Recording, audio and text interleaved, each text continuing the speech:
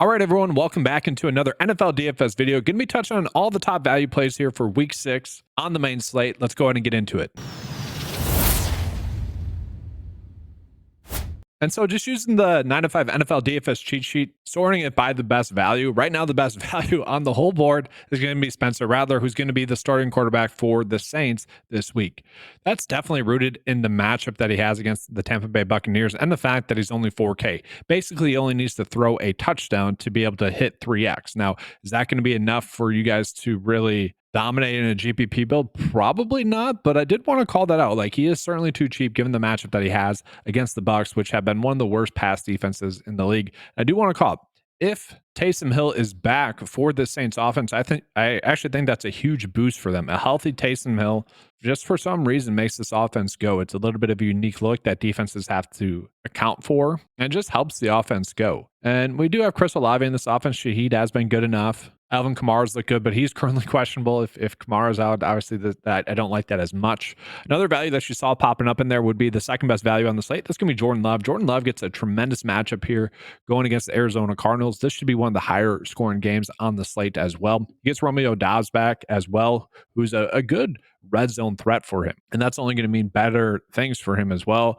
Another big thing, Luke Musgrave not playing. If you guys have watched my channel, you know that Luke Musgrave really not been a source of good play on the field. And it's kind of made Jordan Love look bad in portions throughout Jordan Love's short career thus far. But those are some of the best values that we have as a whole on this slate. Some other quarterback values you guys can see here. If you guys want to play those, by all means, go for it. Let's go ahead and jump into kind of the non-quarterback values that we have. So I'm going to deselect the quarterback position, and we're just going to look at the running back position. And really what I want to look at is going to be the running backs that are under 6K.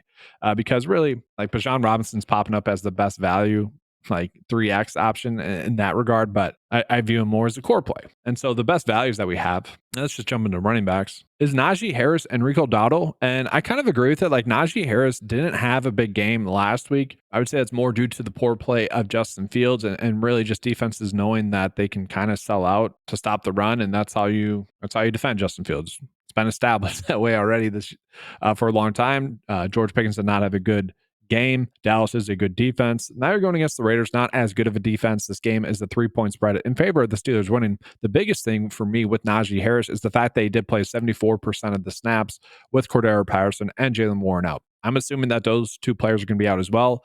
And I'm just hoping that he can get a little bit more involvement in the in the pass catching game.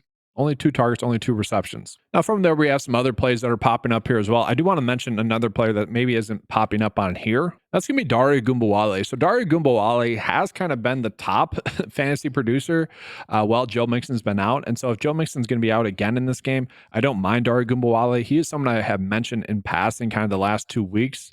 If you guys have watched the deep dive videos or just any of the coverage for the full slate, kind of mentioned him in passing, and it is a little bit game script dependent. Like, this could easily end up being more of a Cam Akers game, just simply given the fact that Houston should be up by a decent amount. At the same time, Darious Goomba is a good pass catcher. We've seen him get 7 targets last week, 4 targets the previous week. If he keeps that up, it wouldn't be surprising to see him be able to 2X. Now, these are 2 values that I don't think we're necessarily going to be going out of our way to target. Let's talk about some values that we probably will be going out of our way to target in the receivers section of this video. And so I want to talk about Jaylen Tolbert. Jaylen Tolbert, if you guys watched my coverage last week, you know I was all over Jaylen Tolbert as really a great showdown play that week, and just prop betting wise, I was all over as well. That's because throughout the season watching the film, this is the benefit that we have from watching the film. Jaylen Tolbert looked great. He really did. I could see why with Brandon Cooks there, he wasn't getting as many targets. They kind of looked the same on the field, if you will. But then with Cooks off the field, my assumption was that we would get maybe not this good of a game that Tolbert had, 10 targets, a touchdown, but the 89% of the snaps, 6 or so targets is what I was expecting. And that was in a difficult matchup against the Pittsburgh Steelers. Now you get him in a good matchup against the Detroit Lions. I love that, guys. This should be one of the best spots on the week, value-wise. And if you're someone that's maybe worried about paying up for CeeDee Lamb, then Jaylen Tolbert makes a bunch of sense. This game is going to be one of the games that we really want to stack as well. There's like 3 different games that we want to stack. This is one of them. And this is an easy route to be able to get some exposure to that game. And then if we continue looking at the NFL cheat sheet, again, just sorting by receivers right now, receivers below 6K. Obviously, we can see Tolbert's popping up as one of the better values. I probably value him a little bit more than that, but you have Darnell Mooney popping up, another player that I've been hyping up in decent amounts since week 1, kind of been calling him. Well, after week 1 and week 2, I said he was the number 1 receiver in the offense. And now, kind of the last few weeks, I've said he's the 1B in this offense. And that has come true. He's been getting a lot of receptions, averaging 4.8 per season. Maybe this is more of a game in which Bijan Robinson has a good game, and that's kind of what I'm expecting. But look at all the snaps that he's been getting, guys. Averaging 90% of the snaps. And Kirk Cousins has looked great. I mentioned this again 2 weeks ago. I mentioned this on the Thursday night showdown preview that Kirk Cousins had looked sharp. Kirk Cousins last year before he got injured was probably the best quarterback in the league. I'm not joking. Like, he looked super good last year before he got injured. And a lot of the quarterbacks didn't look good. He's right back there. Like, I granted, there is good quarterback play actually going on this year, but Kirk Cousins, man, that was just a phenomenal performance. And you get this offense in a good matchup. Yeah, we want some pieces of Darnell Mooney at this price tag. It almost feels like they forgot to price him up. He should be $6,000 at least. And Tolbert is someone that would be that high priced had the pricing come out a little bit later. But why is Tank Dell that high price? Why is Deontay Johnson that high price? Amari Cooper, George Pickens? I mean, I kind of get it, but at the same time, Darnell Mooney is fully in that mix with all those receivers as well. But those are all kind of fun values. I want to talk about a few more that I like as well. Jalen Polk is probably one of the more mispriced players on this slate. He's someone that played 100% of the snaps last week, nearly had a touchdown, just missed out on it, had 6 targets in that game. We look at the previous game as well, 7 targets. He has been getting more snaps, and now you add in Drake May. It seems like they had a little bit of connection during the preseason as well. This is I shouldn't say by far, but this is the best matchup that this offense has gotten thus far as well. Shout out to the Patriots for doing that, for not sending Drake May out to the Wolves. Like, you're giving him a chance to have a good game against a matchup that's a little bit easier. But given the amount of snaps that Polk is playing, this could be a cheap, easy 10 DFS points, and it's solid. Another one that I think is just worth mentioning in passing, Malik Heath. A lot of people were touting Bo Melton to be kind of the replacement last week for Romeo Doubs and Christian Watson. I said, well, let's pause a little bit on that. It could easily be Malik Heath as well. It was. Malik Heath played 74% of the snaps, didn't get that much work, only 3 targets in that game. And Romeo Doubs is expected to be back in this game, but it wouldn't be surprising to see Heath get 50% of the snaps, and maybe this game is a little bit more of a shootout, thus he gets going. So I don't mind that. I do want to call it Michael Wilson as well. Michael Wilson is probably my favorite value play, especially given the fact that we can easily stack him in this game. You could easily stack this game by using him and some of the other Packers receivers. Romeo Doubs is there. Dontavian Wicks is there.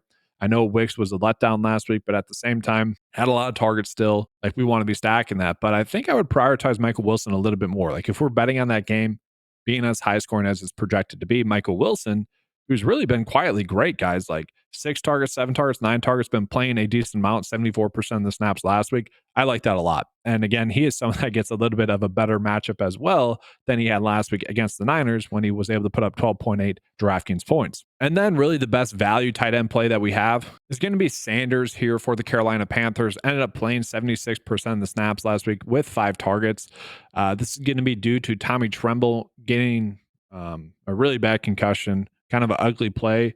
I'm actually curious if he's going to get fined for that play that he got concussed on, because he definitely lowers his head. It's a scary play, very scary play. But Sanders, if we're looking for some value here, you like the rest of your build, 2.6 is really not that much, and he could easily just 2x for you. So I really don't mind that play. Then lastly, the Tennessee Titans defense, they have been a defense that has been pretty darn good. When your player is going up against the Tennessee Titans defense, maybe in season-long leagues, you're kind of don't like that matchup. And it's not a matchup that we're going out of our way to target as well in DFS or props betting for that matter as well. So they're already a good pick, but given the fact that the Colts offense is extremely banged up, Jonathan Taylor might sit in this game. Josh Downs could be out in this game. Michael Pittman Jr. is seemingly confirmed to be out for this game. Then Anthony Richardson may be out as well. And say what you want about Anthony Richardson's play compared to Joe Flacco. You take out all those really good offensive weapons for that Titans offense and you put Joe Flacco in there. Yeah, the Tennessee Titans defense will be able to get home against that. I think they kind of need Richardson Either way, though, like the Tennessee Titans defense would be a good matchup there as well. All right, everyone, that is going to be all for this video. Make sure to give a like and subscribe to the channel. If you guys want access to the 9-to-5 NFL DFS cheat sheet, head on over there to 9to5sports.com. You can get access to that for just $10 a month. You also get access to all the prop tools, all the fantasy golf tools, as well as the NFL DFS lineup builder.